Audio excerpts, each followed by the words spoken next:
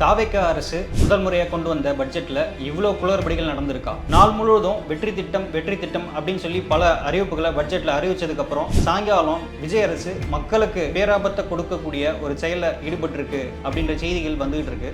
என்னன்னு சொல்லி இந்த வீடியோவில் விரிவாக பார்க்கலாம். வெற்றி தமிழகம் என்ற பேரில் தாவேக அரசு கொண்டு வந்த அந்த பட்ஜெட்டில் முதலாம் ஆண்டு, மூன்றாம் ஆண்டு, ஐந்தாம் ஆண்டு அப்படின்னு சொல்லி ஸ்லாட்டு போட்டு தமிழ்நாட்டு இந்த அடுத்த 5 வருஷத்துக்கான என்னென்ன திட்டங்கள் நம் டிவிக்கு ஆட்சியில் நடக்க போகுது அப்படின்ற பட்ஜெட்டை இன்னைக்கு கொண்டு வந்திருக்காங்க. இதில் முக்கியமாக பேசப்பட்டது அண்ணன் சீர் திட்டம். அதாவது விஜய் அவர்கள் தேர்தல் வாக்குறுதியிலேயே சொன்ன மாதிரி தாய்மாமன் தங்க முதல்வர் திட்டம், அதுக்கப்புறம் அன்னபூர்ணி சூப்பர் 6, அதுக்கப்புறம் மகளிர் உதவித்தொகை 2500 ரூபாயை உயர்த்தி தரப்போகிறோம் அப்படின்ற மாதிரி சொன்ன அந்த ஹைலைட்டான ஸ்கீம்ஸில் இது அண்ணன் சீர் திட்டம். இதில் 8 கிராம் தங்கம், அதாவது 1 சவரன் தங்கம், அதுக்கப்புறம் ஒரு பட்டுப்புடவை தரப்படும்.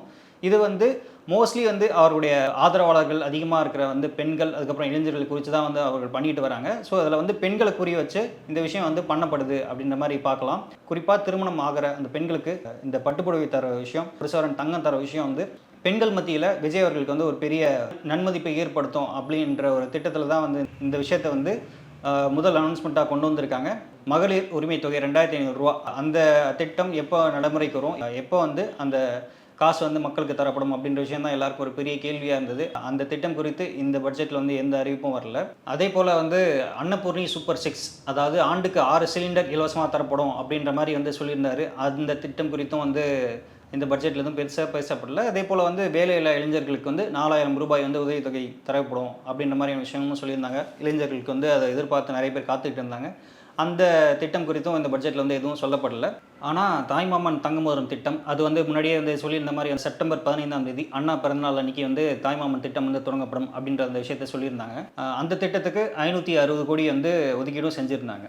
டிவிக்கே போடுற பட்ஜெட்டில் ஏஐ தொழில்நுட்பம் சார்ந்த அறிவிப்புகள், அதுக்கப்புறம் ஃபியூச்சர் டெக்னாலஜி, இப்போ இருக்க அந்த எலக்ட்ரிக் வெஹிக்கிள்ஸ்க்கான சார்ஜிங்ஸு, இது குறித்த அறிவிப்புகள் வெளியே வர வாய்ப்பு இருக்குது அப்படின்னு சொல்லி தொடர்ச்சியாக நம்ம செய்திகளை பார்த்தோம். அது குறித்த அறிவிப்புகள்லாம் பட்ஜெட்டில் இருந்தது. அதாவது அரசு பயிற்சி நிறுவனங்களில் ஏஐ தொழில்நுட்பம் கற்றுக் கொடுக்கறதுக்கு ஒரு தனி பிரிவு நியமிக்கப்படும் அப்படின்னு சொல்லியிருந்தாங்க. அதுக்குன்னு அரசு பயிற்சி நிறுவனங்களுக்கு 90 கோடி ஒதுக்கீடு செஞ்சுருந்தாங்க. இந்த ஏஐ கற்றலுக்கு ஒரு 10 கோடி தனியாக ஒதுக்கீடு செஞ்சுருந்தாங்க.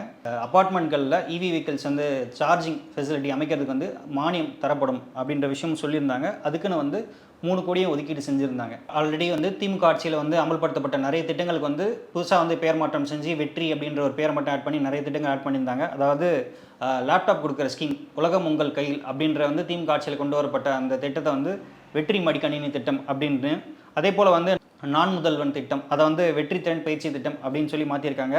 வெற்றி தொழில் முனைவோர் திட்டம், கலைஞர் கனவு வீடு திட்டம், அதை வெற்றி வீடு திட்டம் அப்படின்ற மாதிரி நிறைய திட்டங்களோட பெயர்களை இப்போ வெற்றி அப்படின்னு சேர்த்து புதுசாக லேபிள் பண்ணியிருக்காங்க. இந்த பட்ஜெட்டில் முதல்ல பெரிய சர்ச்சையாக மாறினது பள்ளி கல்வித்துறைக்கு ஒதுக்கப்பட்ட அந்த நிதி. அதாவது இதுக்கு முன்னாடி திமுக ஆட்சியில் இருந்தப்போ லாஸ்ட்டாக போட்ட இன்ட்ரிம் பட்ஜெட்டில், அதாவது கிட்டத்தட்ட பள்ளி கல்வித்துறைக்கு 48,000 கோடி ஒதுக்கியிருந்தாங்க.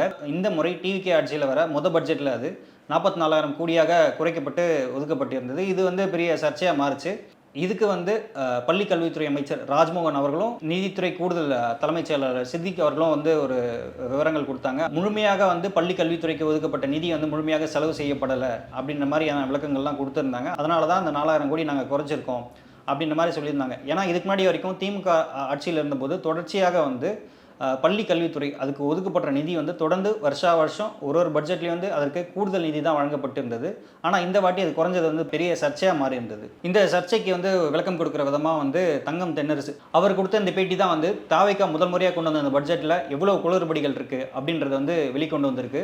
திமுக ஆட்சியில் லாஸ்ட்டாக போட்டது இன்ட்ரிம் பட்ஜெட், அதனால் அது ஓவர் எஸ்டிமேட் ஆகிருக்கலாம். அதே போல் திமுக ஆட்சியில் இருந்த பீரியடில் நிறைய டீச்சர்ஸை ரெக்ரூட்மெண்ட் பண்ண போது நிறைய வழக்குகள் டீச்சர்ஸ் ரெக்ரூட்மெண்ட்டை நிறுத்தி வச்சிருந்தது. ஸோ அதெல்லாம் அதுக்கு காரணமாக இருக்கும் அப்படின்ற மாதிரி அதுக்கு விளக்கம் கொடுத்திருந்தாரு. டிவிகே ஆட்சியில் முதமுறையாக வெள்ளை அறிக்கை வெளியிட்டாங்க. அப்போ தங்கம் தென்னரசு இதே போல் ஒரு ப்ரெஸ் மீட் கொடுத்து எல்லா உண்மைகளையும் உடச்சி பேசியிருந்தார். அதே போல் தான் இப்போயும் இந்த பட்ஜெட்டில் என்னென்ன விஷயங்கள்லாம் குளறுபடி நடந்திருக்கு அப்படின்ற விஷயங்கள்லாம் உடச்சி பேசியிருக்காரு. வெள்ளை அறிக்கை வெளியிட்ட போதே நான் சொன்ன மாதிரி இந்த நிலை நீடிச்சா இவங்களோட 5 ஆண்டு ஆட்சி முடியும் போது இவங்களும் கிட்டத்தட்ட 20 லட்சம் கோடி கடன் வாங்கியிருப்பாங்க அப்படின்றத நான் அன்றைக்கே சொல்லியிருந்தேன். அது மட்டும் இல்லாமல் அதுக்கு சாட்சியாக அவங்களுடைய நிதித்துறை கூடுதல் தலைமைச் செயலாளர் சித்திக் அவர்கள் சொல்லும் போதும் அதே விஷயத்தை தான் சொல்லியிருந்தார். கடன் வாங்குறதுலாம் நிறுத்த முடியாது, கடன் வாங்குறது வந்து தொடர்ந்து வந்து அதிகரிக்க தான் செய்யும் அப்படின்ற மாதிரி அவரே சொல்லியிருந்தாரு.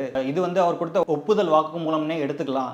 முன்னாடி இருந்த ஆட்சிகளில் என்னென்ன நல்ல திட்டங்களை வந்து செஞ்சுருந்தாங்களோ அந்த திட்டங்கள் நாங்களும் தொடருவோம் அப்படின்னு வந்து இவங்க சொல்கிறதுலேயே இருந்து வந்து திமுக ஆட்சிக்கு கொடுத்த வந்து ஒரு நல்ல சர்டிஃபிகேட்னே அது வந்து நீங்கள் எடுத்துக்கலாம். அதே போல் தங்கம் தென்னரசு சொன்ன முக்கியமான விஷயங்கள், அதாவது திமுக ஆட்சி வந்து விட்டுட்டு போகும்போது இருந்த ரெவென்யூ டெபிசிட் 48,699 கோடி. ஆனால் இப்போது டிவிகே ஆட்சியில் இவங்க போட்டிருக்க பட்ஜெட்டில் இருக்க ரெவன்யூ டெபிசிட் வந்து 55,825 கோடி.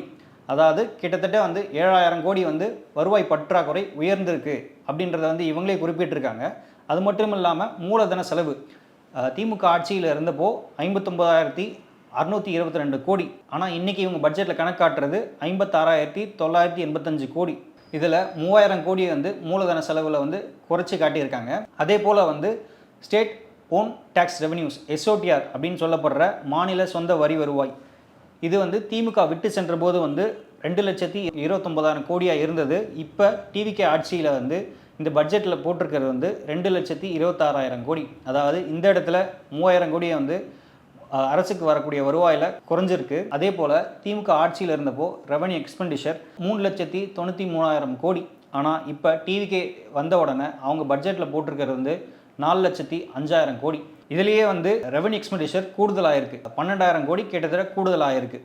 அது மட்டும் இல்லாமல் இந்த பட்ஜெட்டில் குறிப்பிட்ட திட்டங்களுக்கு ஒதுக்கியிருக்கக்கூடிய தொகை கூட வந்து சரியாக ஒதுக்கலை அப்படின்னு வந்து சில உதாரணங்கள் சொல்கிறாங்க. தமிழ் வளர்ச்சித்துறை அப்படின்ற துறைக்கு வந்து எவ்வளோ ஒதுக்கியிருக்காங்கன்னே வந்து இன்றைக்கி சொல்லலை. அதே போல் தொல்லியல் துறை, அதுக்கு வந்து 1 கோடி தான் ஒதுக்கியிருக்காங்க. அந்த 1 கோடியில் என்ன பண்ணிட முடியும்? அதே போல் வந்து இப்போ புதுசாக இவங்க கொண்டு வந்த வந்து திட்டம் சூப்பர் கிளீன் சூப்பர் கேம்பஸ் அப்படின்னு சொல்லப்படுற திட்டத்திலையும் வந்து ஒதுக்கியிருக்க தொகை வந்து வெறும் 139 கோடி தான் வந்து ஒதுக்கியிருக்காங்க. அதுலேயும் வந்து இவங்க சொல்கிறது வந்து முதற்கட்டமாக ஒரு 10,000 பள்ளிக்கூடங்களில் வந்து இதை அறிமுகப்படுத்த போகிறோம் அப்படின்ற மாதிரி சொல்லியிருக்காங்க. அந்த 10,000 பள்ளிக்கூடத்துக்கு கணக்கு போட்டு பார்த்தாலே வந்து ஒரு ஸ்கூலுக்கு கிட்டத்தட்ட 1,50,000 லட்சம் தான் வருது. இந்த 1,50,000 லட்சத்தை வச்சு அவங்க எப்படி வந்து கேம்பஸை க்ளீன் பண்ணுவாங்க, எப்படி வந்து உரிய பாதுகாப்பு கொடுக்கறதுக்கான நடவடிக்கை எடுப்பாங்க அப்படின்ற மாதிரி நிறைய கேள்வி வந்து எழுந்திருக்கு. இதே போல் டிவிகே கொண்டு வந்த இந்த முதல் பட்ஜெட்டுக்கு நிறைய அரசியல் தலைவர்களும் வந்து அவங்களுடைய ரியாக்ஷன்ஸ்லாம் கொடுத்துருந்தாங்க. அதாவது வந்து இபிஎஸ் அவர்கள் வந்து பட்ஜெட்டுக்கு வந்து எவ்வளோ மதிப்பெண் கொடுக்க முடியும் அப்படின்னு சொல்லி கேள்வி கேட்டபோது இதுக்கு வந்து 0 தான் மதிப்பு கொடுக்க முடியும், 0 மார்க் தான் கொடுக்க முடியும், அதை தவிர இதில் வேறு என்ன இருக்குது அப்படின்ற மாதிரியான விஷயங்கள்லாம் சொல்லியிருந்தார். அதே போல் திமுக சட்டமன்ற எதிர்க்கட்சி தலைவராக இருக்கக்கூடிய உதயநிதி ஸ்டாலின் அவர்களும் வந்து இதுக்கு வந்து 0 பட்ஜெட் தான், இதில் என்ன இருக்குது அப்படின்ற மாதிரியான கேள்விகள் எழுப்பியிருந்தார். திமுக ஆட்சியில் கொண்டு வந்த நலத்திட்டங்களுக்கு வந்து வெற்றி அப்படின்னு பேர் மாற்றி வெறும் வெற்றி பட்ஜெட் தான் வந்து கொடுத்துருக்காங்க அப்படின்ற மாதிரி சொல்லியிருந்தாங்க.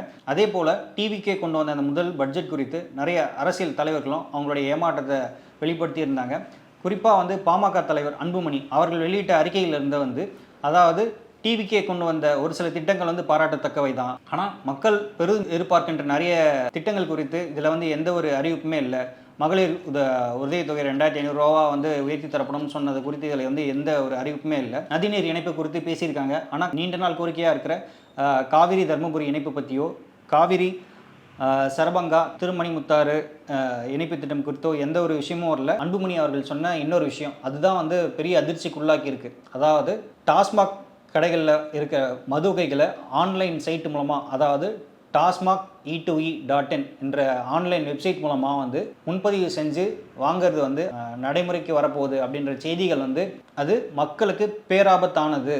டிவிகே அரசு மது ஒழிக்கிறேன்னு சொல்லி 717 டாஸ்மாக் கடைகள் வந்து மூட உத்தரவிட்டது பெரும் வரவேற்புக்குரியதாக இருந்தாலும் இப்போ வந்து டிவிகே அரசு ஆன்லைன் மூலமாக இந்த மது வகைகளை வந்து முன்பதிவு செஞ்சு வாங்கிக்கலாம் அப்படின்னு சொல்கிற இந்த விஷயம் வந்து பேராபத்தானது.